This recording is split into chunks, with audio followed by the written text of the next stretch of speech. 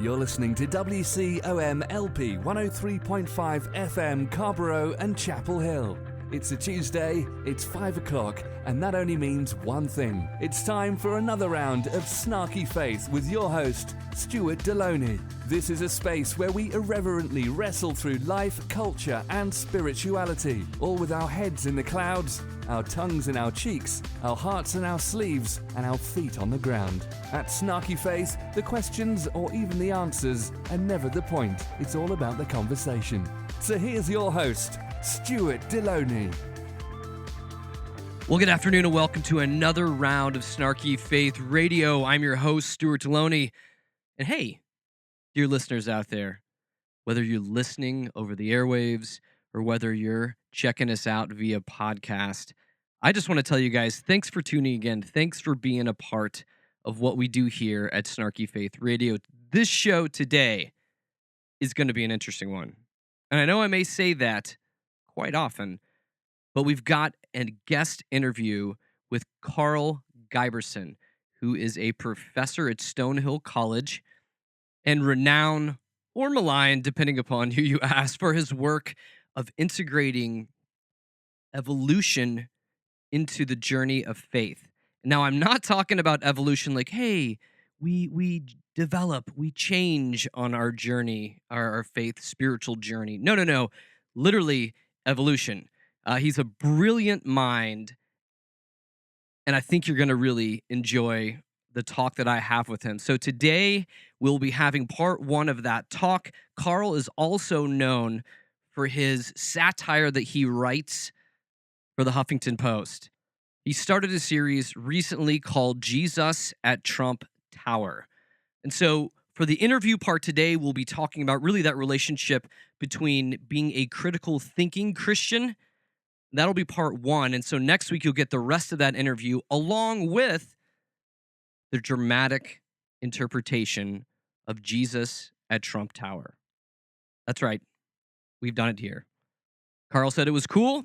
We got some voice actors together, and we put together Jesus at Trump Tower for you, my dear listeners. So stay tuned because that is coming out next week. But before we get to that, it's time for What's Good, What's Bad.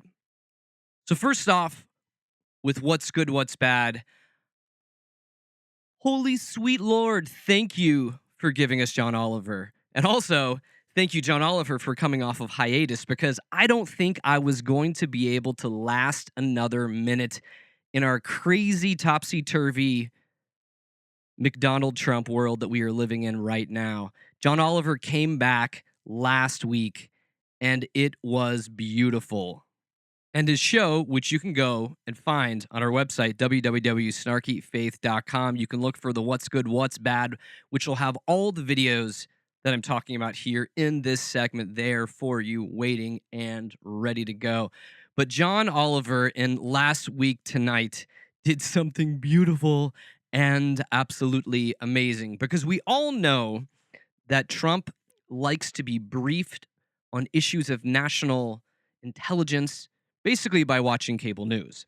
And so in order to get sanity into his big fat orange head, what John Oliver did this week was to purchase ad time during cable news in the morning. And what he did was, during these commercial spots that they purchased, they actually integrated real facts into seemingly real commercials, just so, you know, our president can get the idea and get his little bit of news. Hopefully, that's not as crazy as the cable news that he continues to watch and digest on a regular basis. Speaking about Trump, again, this will be on the website too. Every week feels so insane. I think we're, 3 or 4 weeks into the presidency now, and it is wearing all of us out. But guess what? We should have seen this coming. We should have seen this coming a while ago. I actually found clips of Trump when he appeared on WrestleMania. And when you watch this, when you watch the insanity of, well, first of all, let's say this, professional wrestling is a stupid, insane soap opera that really fools nobody. And if actually people do think it's real, that's even more scary. Well, I'm assuming those are probably the people that voted for him. But yes, he makes an appearance. This is I think it's like 10 years ago on WrestleMania. And as you begin to watch through that episode where he is on it, you begin to see, oh, he's essentially treating the presidency like WrestleMania. And the only problem is WrestleMania, most of us know it's fake. The presidency, he's treating it like it's fake in some sort of an insane wrestling match, but somehow the rest of us are stuck with this reality that continues to unfold. I don't know about you, but I am just having a hard time making it through opening the news every morning to be able to read it. I don't want to check my phone ever when I get news alerts or anything like that because it kind of begins to cause indigestion, even just when I hear that sound of new news coming out. Because generally, in the world we live in today, no news is good news. All right, but enough of that for now. Enough of Trump's America. Did anybody catch? Did anybody catch Denzel Washington's acceptance speech at the NAACP Image Awards for Outstanding Actor in a Motion Picture? His speech is every bit inspirational. It's one of those things that we need now. Because the problem that we have is that we can easily become cynical. We can easily become bitter in Trump's America. We can easily want to check out. But that's absolutely the wrong way to handle it. And it's easy for me to say that. I mean, hey, I've got a show called Snarky Faith. I love being sarcastic. And yes, if you've been listening to the show for any period of time, you realize that, yes, I am cynical. But I also love to be inspired. I also love to be reminded that Trump's America does not have to be our America. That there is a vision that he has that is moving out into the world right now that is terrifying and scary. But what we need to do is we need to move back to creating our own narratives for the things that we believe in, the things that we love, the things that we are most passionate about. I think we need to go back to dreaming and we need to go back to working hard. And Denzel's speech, I mean, I think the dude could read the phone book and it would come off so eloquent. But what he said in the end of it, and the whole, you can watch the whole thing on our website. But he just said, keep striving, never give up, fall down 7 times and get up 8. Ease is a greater threat to progress than hardship. So keep moving, keep growing, keep learning.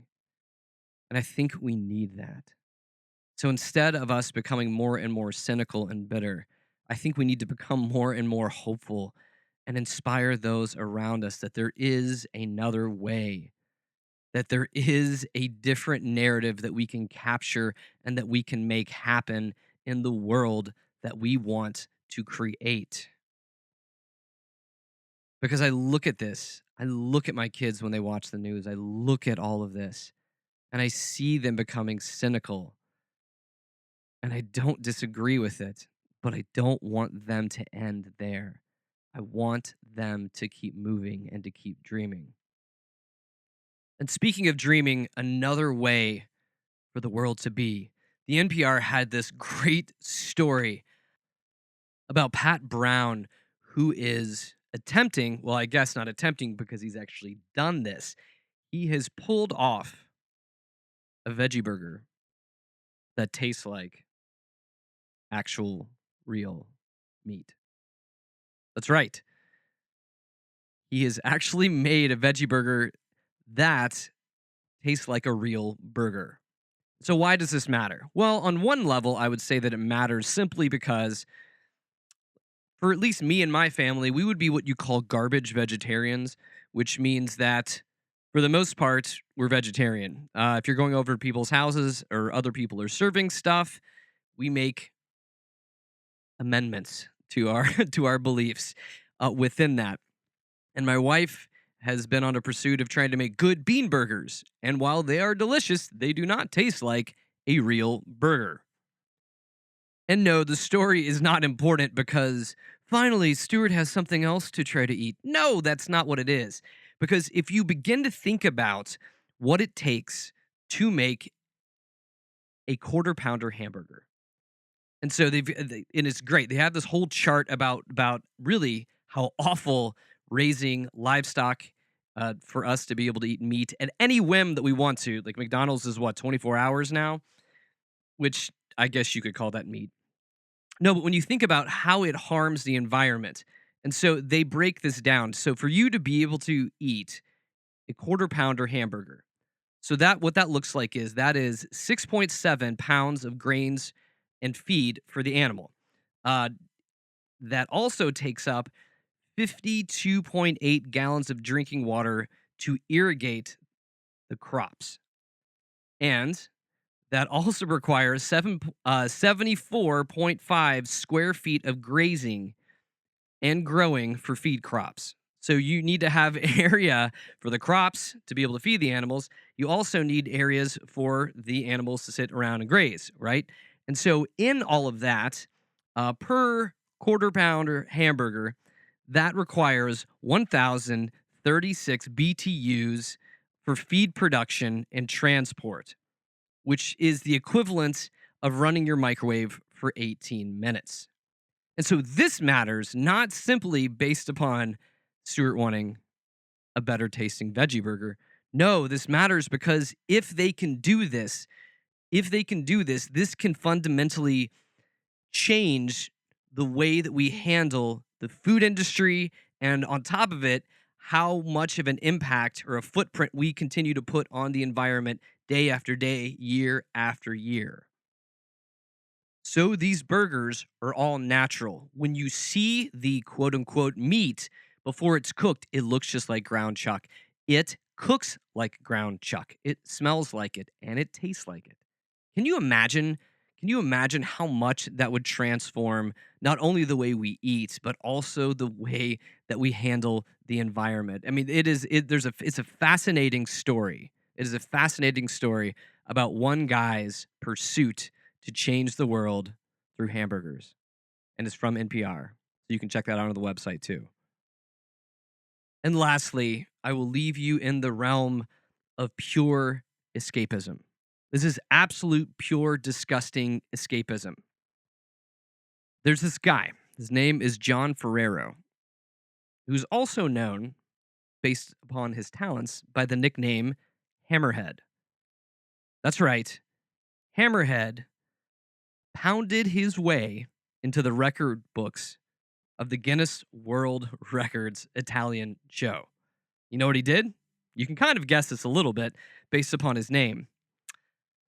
He pounded 38 nails into a board in under 2 minutes with his forehead.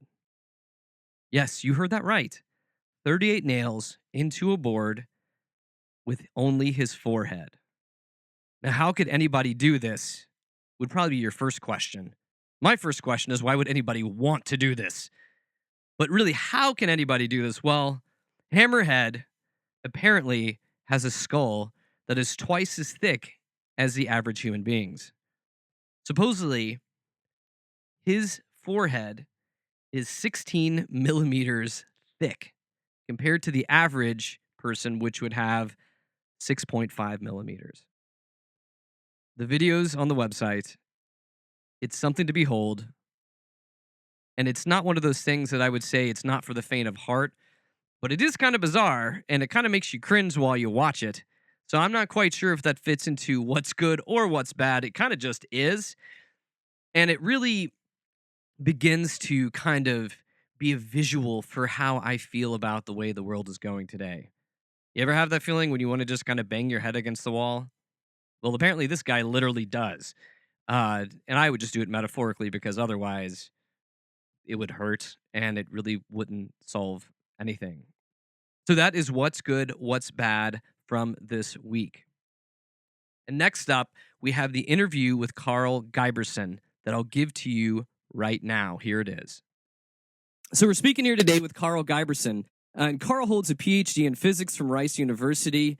He's also lectured on science and religion at the Vatican, Oxford University, London's Thomas More Institute, and many prestigious American venues, including MIT, Brigham Young, Xavier University. He's also published more than 200 reviews and essays in the New York Times, CNN.com, The Guardian, USA Today, LA Times, Salon, and he also blogs at the Huffington Post. So, Karl, thank you so much for being here today. Happy to be here. So one thing, when I was doing a little bit of background research into you, I noticed that in 2013, you were elected to the International Society of Science and Religion. And is there any kind of secret handshakes or signet rings that came along with that? No, unfortunately, I think if you put religion and science together, you don't get anything quite so interesting or mysterious as that. So basically, you just put name tags on your chest and go over to the buffet and start eating. That's about it. That's pretty much what anybody in a secret society would say who doesn't want you to know about the signet rings and the secret handshakes, right? Yes, that's exactly okay.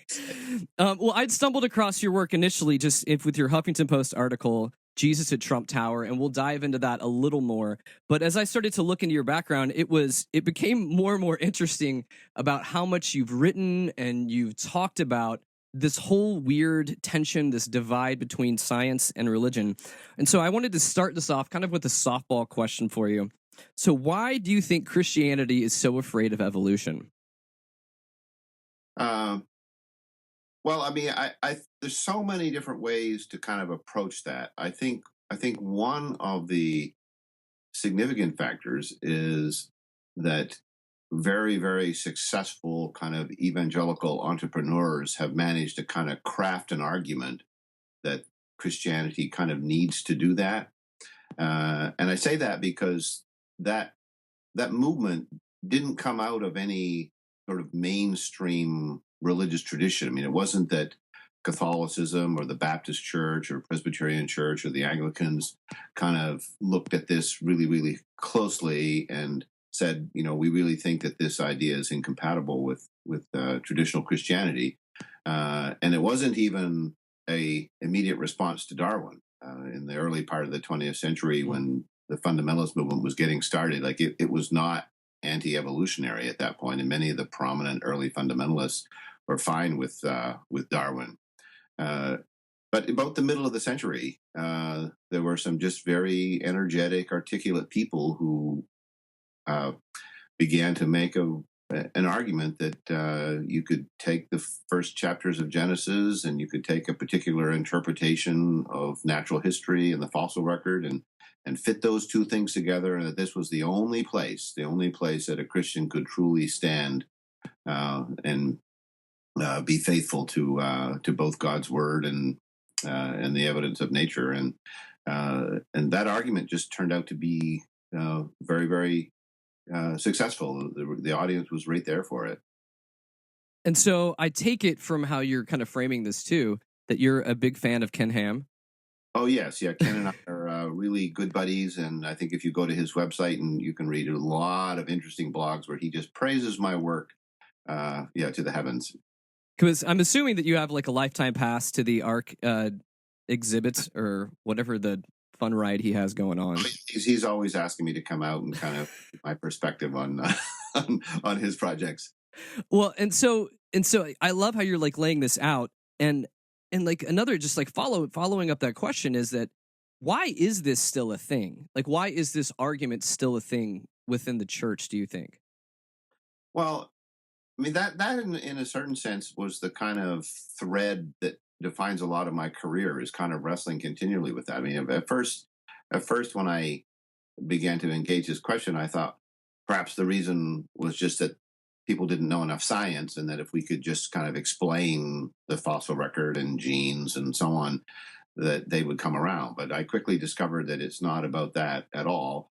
And eventually, after writing several books about it and talking to a lot of people and having a vast army of fundamentalists calling for my head, I began to kind of look at this as a more sort of cultural phenomenon. And I think the reason why this is a thing is that is that American evangelicalism has kind of separated from kind of the mainstream intellectual culture. And in that separation, they've created their own colleges and universities, their own presses. They have their own authority figures. They have their own television celebrities and so on. And so there's a whole kind of separate world that a lot of evangelicals live in. And this is a world where they hear from people that seem very sophisticated that there's a controversy over whether evolution is true or not. I mean, they just think that's true the same way anybody else might say there's a controversy about whether there's aliens elsewhere in the universe or something like that. You know, they think it's a live question because the people that they listen to are telling them that. And so they live on a kind of intellectual island, kind of cut off from the steady advance of science. And so if you had your way, so if Karl had his way, how would you reframe this conversation about evolution? I mean, I'd like to reframe the conversation at the level of kind of Sunday school teaching, because I think that's where a lot of the sort of structural problem kind of persists. That if you look at the typical education of a child growing up in the evangelical church, they learn Bible stories. They learn them in Sunday school. They learn them if there's a kind of children's part of the service. They learn them from books that uncles and aunts give them for Christmas and so on. So they get all of this biblical literacy, the stories of Adam and Eve and Moses and the Ten Commandments and Noah's Ark and so on. And they just learn all these stories. And then those stories kind of are just taken literally by young minds, as would be natural. But then when they get to be sort of 13 or 14 and kind of need to revisit those stories in a more sophisticated way, maybe talk about where those stories came from and why we know they actually can't be taken literally anymore. We don't do that. We don't bring the story back around there. If you look at what the programming for teenagers is like in churches, it's all about trying to keep kids from having sex, getting on drugs, hanging out on the streets, giving them a separate place to kind of be apart from the world and all of its problems and so on. And there's just no attempt to kind of help them grow up intellectually. And so you regularly encounter people who are college students. I mean, they're 19 years old, they're in college, and no one has ever suggested to them that Adam and Eve might not necessarily be historical figures. And I've been particularly surprised at the number of people who come to college with that view, even though they're a part of a denomination that doesn't actually hold that view.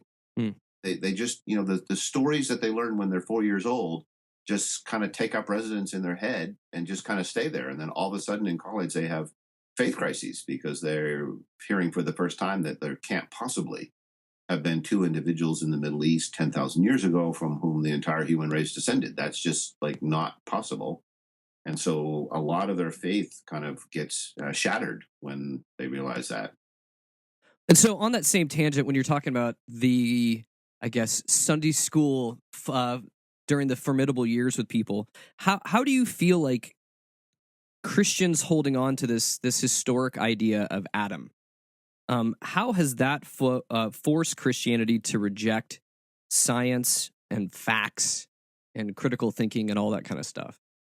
Yeah, so it turns out that and this was something I didn't appreciate as much at first, but it turns out that the only real issue for most people is Adam, and thoughtful students who I've engaged in class for decades now, who are eager, they're very, very eager to accept science and to kind of get out of this anti-science mold that they've been raised in without losing their faith. They're okay with the earth being very old. They're okay with a creation that's understood as a long process over time.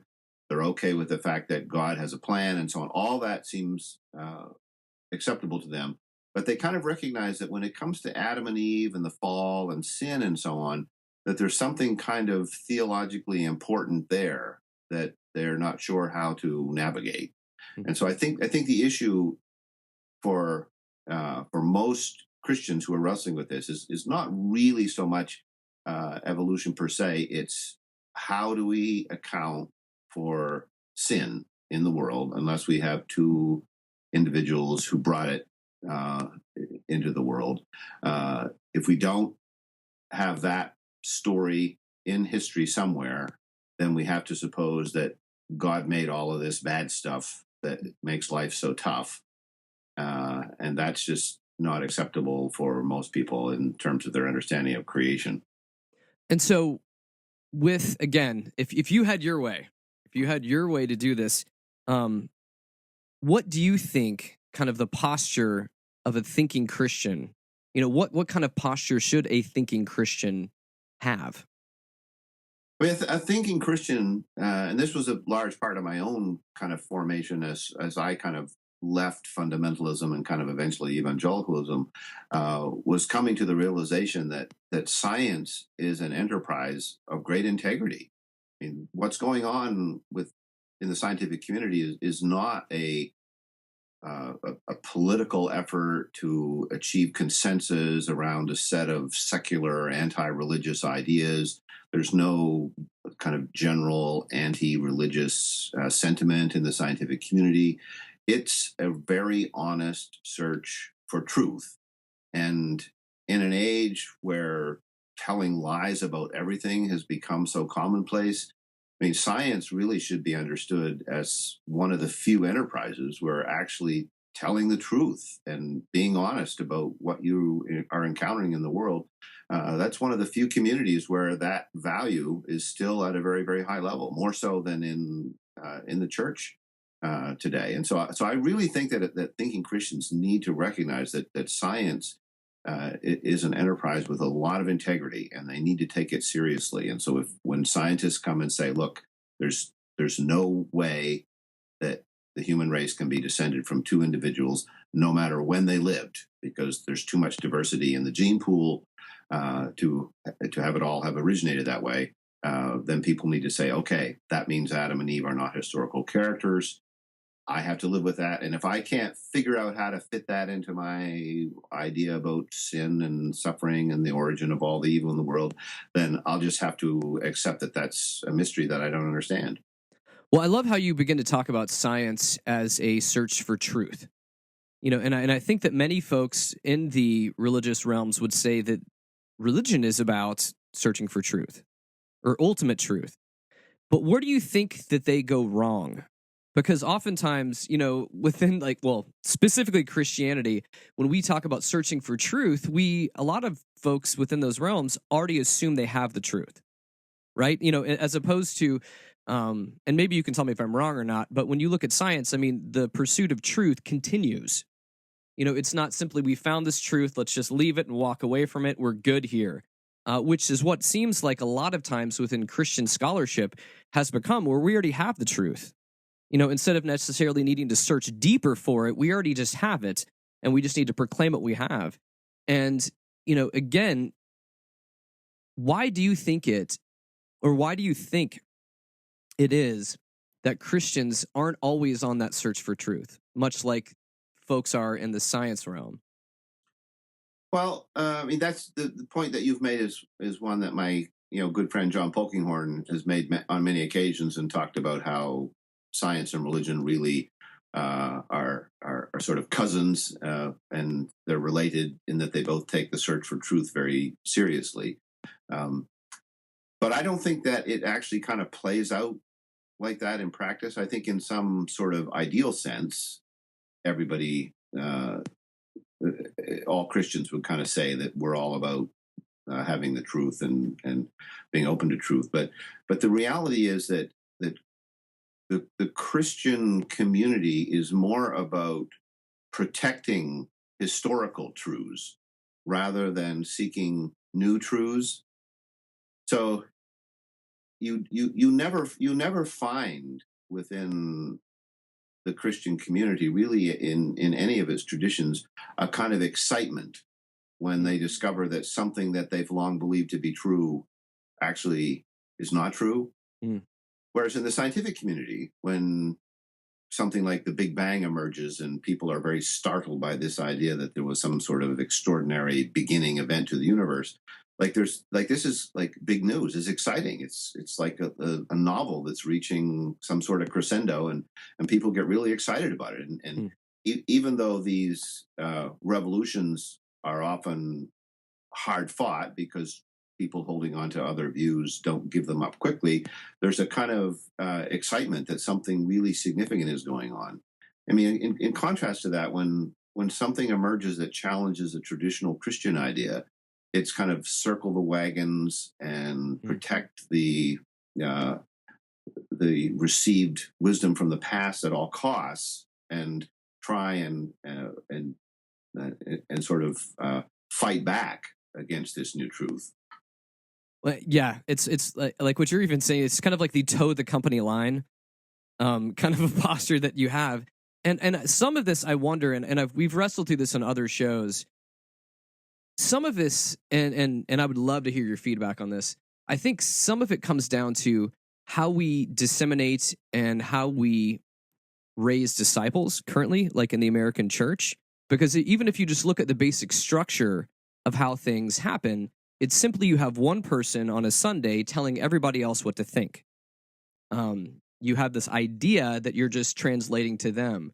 But very rarely do you see churches nowadays actually teaching people to critically think, to be able to have the tools to make the conclusions themselves. Do you think some of it has to do with just the way that we, well, I mean, again, if you look at science, I mean, science is a study where you're continuously pushing people to research and to dream and to search for what's out there. Whereas within Christianity, oftentimes, at least American Christianity, it seems like it's boiled down to, we already have it figured out, and we just need you to continue to know what we have figured out.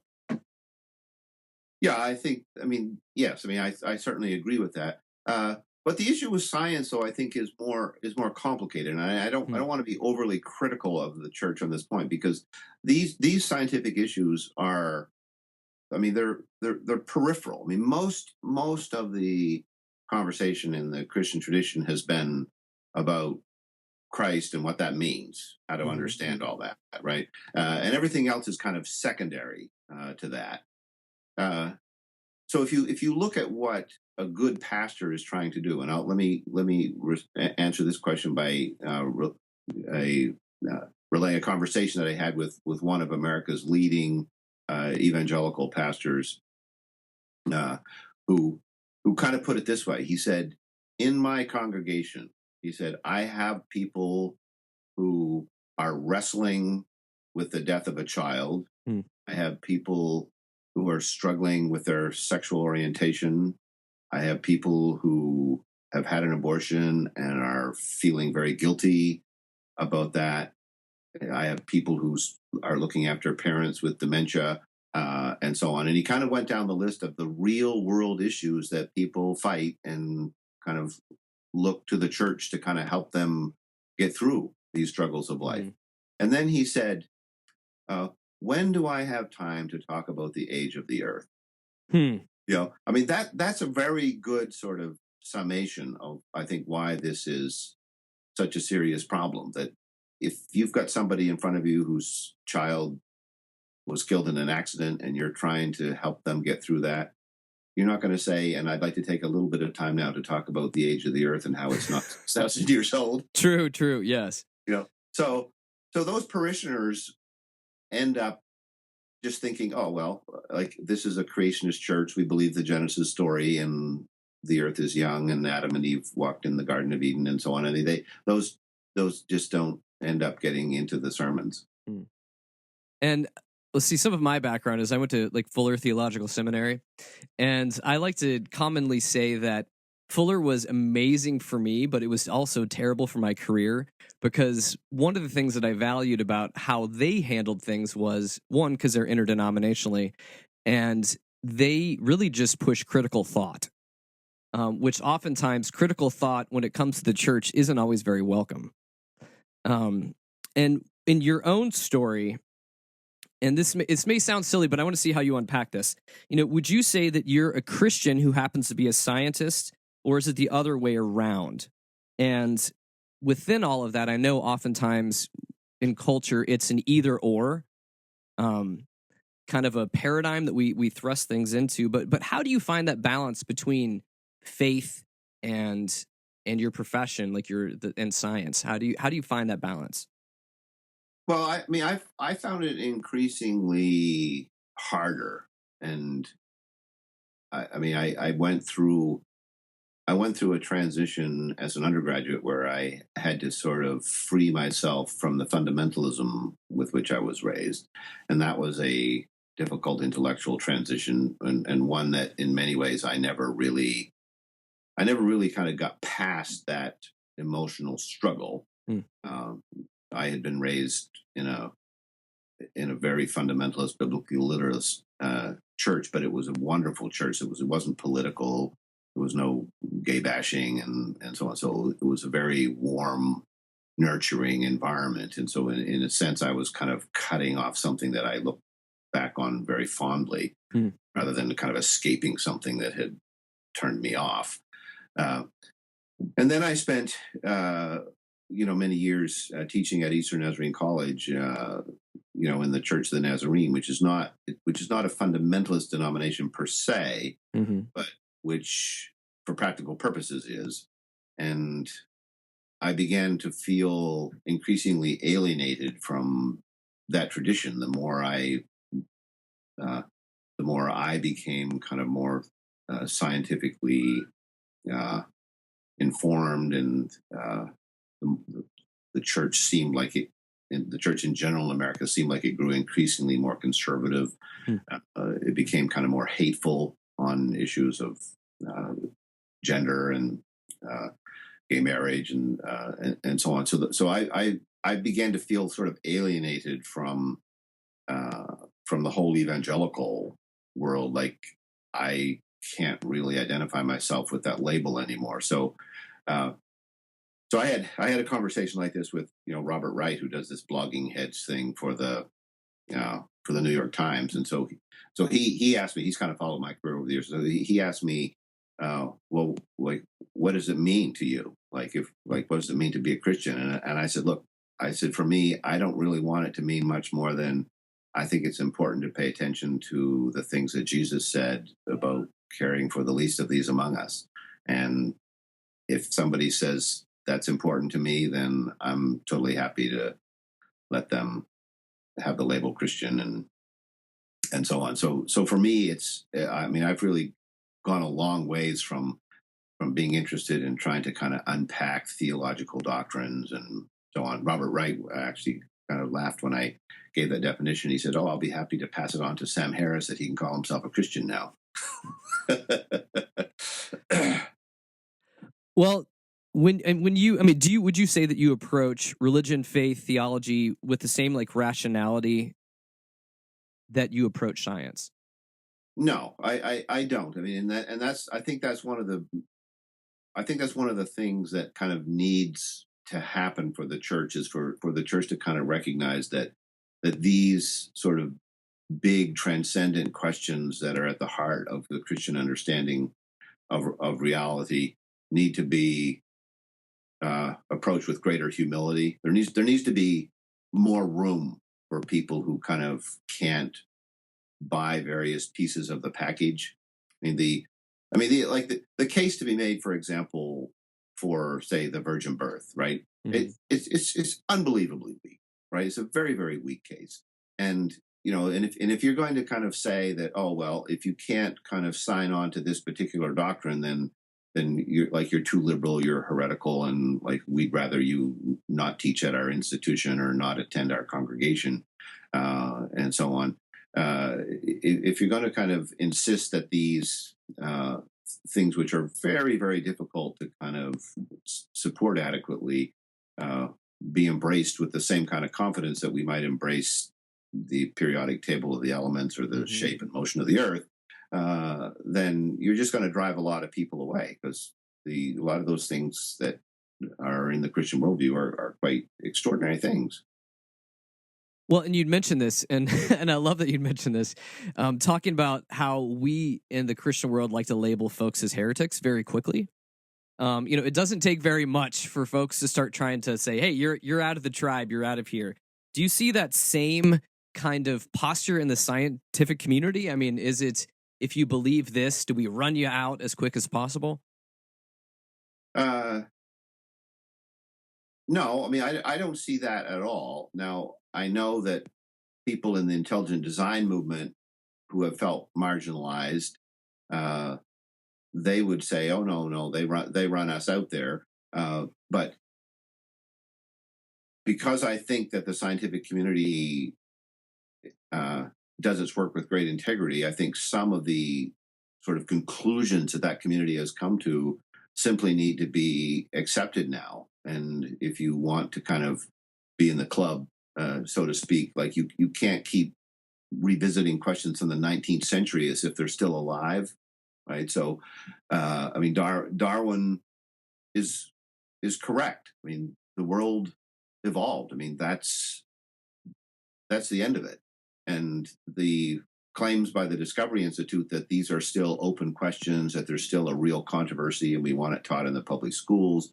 There's still room for advance on these 19th century notions of design and so on. I mean, that question was adjudicated in the 19th century. I mean, it's not a 20th century question. It's certainly not a 21st century one. So I mean, there is a certain kind of scientific heresy, I guess you might call it. And if somebody wants to be a member of the scientific community and doesn't believe the Earth is billions of years old, doesn't believe that radioactive dating works, doesn't believe evolution and genetics and so on, if they just reject all that, then you kind of have to question their right to be a member of that community. And I don't know whether that's actually kind of comparable to what goes on in evangelical communities that jettison people so often and so quickly for so little. Mm-hmm. Well, and speaking about evolution, can you talk to this a little bit? And it's kind of a nebulous type question. Do you think that evolution should matter to faith? Do you think evolution can actually inform our faith on a deeper level? Well, I think it should. I think it should matter kind of only in the sense that if you are going to engage questions of human origins, then you should do that with the truth and not with a myth from the Bronze Age. I don't think that every rank and file Christian in every pew in the country needs to be reading about Darwin and understanding evolution. I mean, we don't expect baseball fans to all know about Darwin, so why would we expect, evangelicals to all know about Darwin? I mean, Darwin's not some all-encompassing idea that everybody needs to kind of be wrestling with all the time, because if you're an elementary school teacher, like when does Darwin come into your discussion? I mean, it's not going to happen. It's not something you deal with in the first, second, third grade. On the other hand, I think that it's incredibly useful to kind of recognize that evolution has shaped us as humans in very profound ways. And if we don't take those into consideration, then we don't really understand ourselves. And I think, for instance, if you take an issue like homosexuality, that for most of history was viewed as some kind of a strange, perverted choice made by people who were sick, and now we understand that it's not. It's a natural way that people are. I mean, it becomes important to kind of recognize that there is a human nature, and we're born with it, and we can't escape it. We have issues related to our gender, our sexual preferences, and everything else. And so if you really want to understand humans and their sort of their condition in the world as sort of actors in this great drama, you've got to pay attention to what we know from evolution. And so for you, coming at I guess, your faith, especially from your background, your education, everything else. What feeds you spiritually? Uh, well, probably the most meaningful experiences that I have are with just the wonder of the world. And I wrote a book called The Wonder of the Universe for InterVarsity Press, and it's it was a wonderful experience sort of writing that. I mean, I think just literally when I look out the window that like what's out there is so extraordinary, and I think often about the fact that the DNA that has made me what I am has also made those trees what they are. I mean, they use the same DNA and so on that I have, and so this idea that we have a long uh, a, a long history that goes from the Big Bang all the way through to the Big Brain, and that history is kind of what has created us and made us, and so on. It's very, very grand, and I really have trouble kind of imagining that is just a purely materialistic process with no kind of transcendent kind of component to it. And I'm not inclined to say that like, oh well, God was just managing the whole process and here are all the things that we can see specifically that he did. But in some sense, and this was a comment that Freeman Dyson made in his autobiography, he said, in some sense, the universe knew we were coming. Like that's a really interesting comment that, you know, you look back 10 billion years ago and you say, now in the universe as it exists right now, when it's kind of 4 billion years old, like you couldn't have life in it. And then kind of all these things start to happen that make it possible for there to be life at some later point. And you just think like, wow, this trajectory is quite extraordinary. And for me, that is an amazing, amazing part of the story of who we are. So, I mean, that nurtures me spiritually, that knowledge. And then at the end of all that, I find it to be, very spiritually fulfilling to just note the grandeur of the world as it exists right now. I mean, just the beauty of a sunset and autumn leaves, and you know, and even today there's something kind of beautiful here in Boston with this spectacular storm that's whipping snow everywhere. And you know, by tomorrow morning there'll be very interesting patterns that the wind has created on the surface of the snow that will have mathematical shapes and so on to them. And like to kind of look at that and to see that like there's this amazing order behind everything that happens, even amidst the noise and the chaos of the storm, it is for me spiritually rich. So I want to now pivot a little bit towards your piece at the Huffington Post. But as we're kind of just transitioning towards that piece, where do you think Christianity has gone wrong in America? Well, Christianity is such a broad term that I know. Yeah. So I wouldn't want to kind of just say Christianity. So let me comment about the demographic with which I'm most familiar. I think that the evangelical demographic, that large group, which I think would probably number around 100 million probably in America. I mean, it's the largest, certainly by far, of the various groups. I think that demographic, largely because it didn't pay enough attention to the life of the mind, has allowed itself to be kind of duped by clever, charismatic leaders who have sort of transformed its priorities into a political agenda instead of something that you can say is based on what Jesus taught. And the fact that if you find a random evangelical and pluck them sort of out of their habitat and sort of examine them, you know, scientifically, like you'll discover somebody who thinks that it's really important to have a big military, that we should make bigger, more updated bombs, that we should stop spending so much money feeding hungry people, that we should block our borders to refugees fleeing certain death in their home countries, and so on. Like you find this kind of strange right-wing politics that seems to have replaced Jesus' teachings that, at great personal sacrifice, we need to be prepared to help those around us who are in need. And so I think that's that's happened, that this because this group has been so inattentive to the life of the mind that they don't understand that their moral positions are no longer the ones that Jesus held.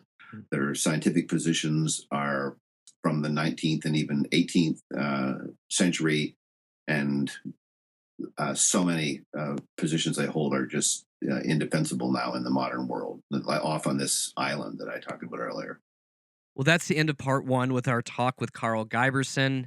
Thanks to Karl for being willing to sit down with me and do this. And like I'd said earlier in the show, we're also going to give you a treat next week with the dramatic reading of Karl's piece in the Huffington Post, Jesus at Trump Tower. And to give you a little bit of a tease, I'll give you a little bit of Trump right now.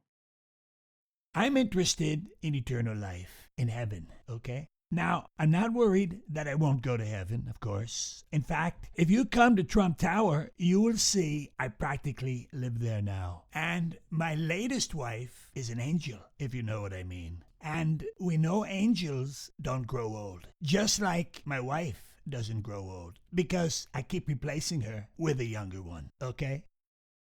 Well, that is all I've got this week for you. And just a reminder, as we end this broadcast, you can also catch us on podcasts at www.snarkyfaith.com. You can go to our website for all sorts of stuff. We put out writing on a regular basis. We have What's Good, What's Bad that you heard earlier in the show. And of course, we have our entire catalog of past shows that you can catch there.